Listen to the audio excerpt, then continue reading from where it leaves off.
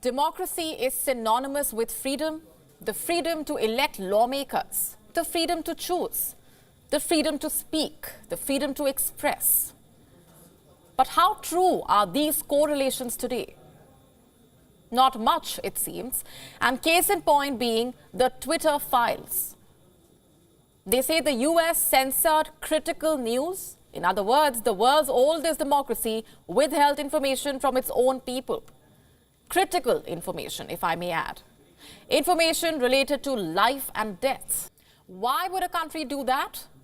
There are four broad historical rationales for censorship. One is political, when information compromises national security.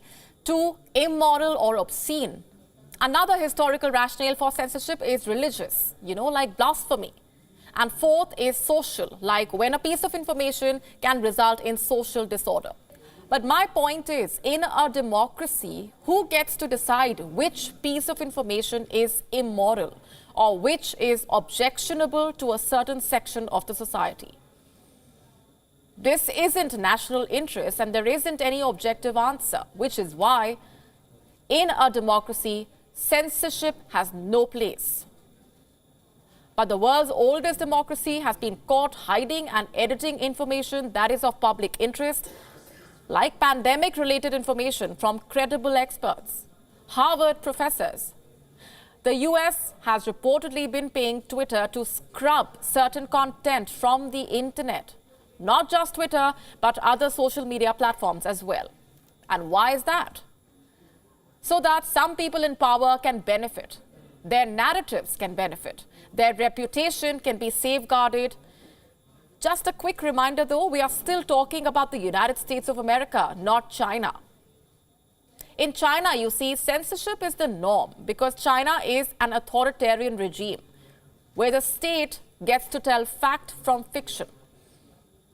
But the US is a democracy, the world's oldest democracy. So why was it pursuing social media platforms to label certain content as misleading? Why was the US censoring information?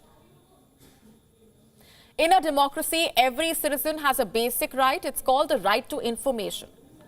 If I'm following a doctor on a social media platform, it's because I'm interested in his or her posts. I want to listen to what he or she has to say. But the US is interfering with this. It is deleting information on my social media feed, your social media feed, information that you and I signed up for. Who has given the US this right? Because it has been exercising it for a while now. I'm talking about the pre-pandemic era. Does the name Hunter Biden ring a bell? He is the son of US President.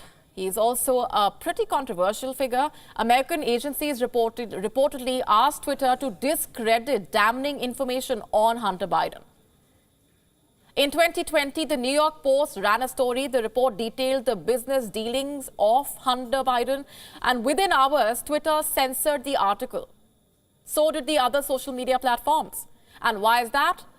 Perhaps because it would hurt certain people in power.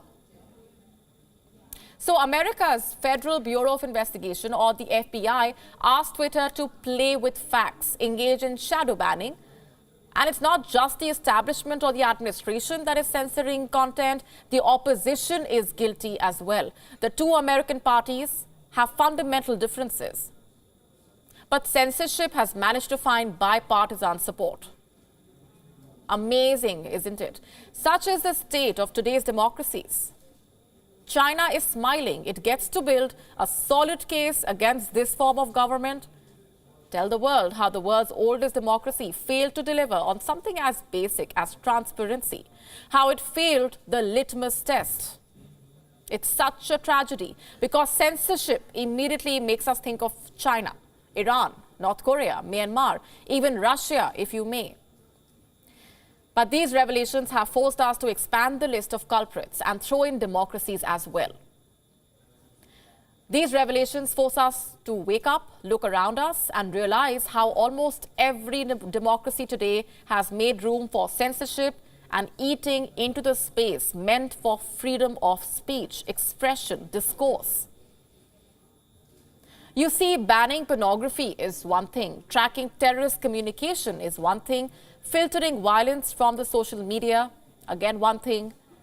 There is regulation, and then there is censorship.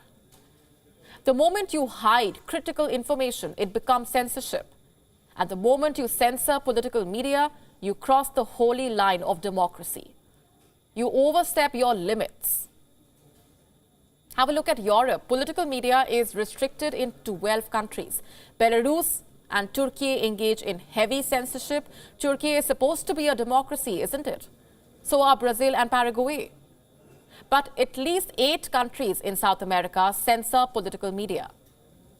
Paraguay is forcing self-censorship. And why just Paraguay? Most democracies today are guilty of enforcing self-censorship, where every speaker, writer, publisher, comedian is filtering herself in order to not land in trouble.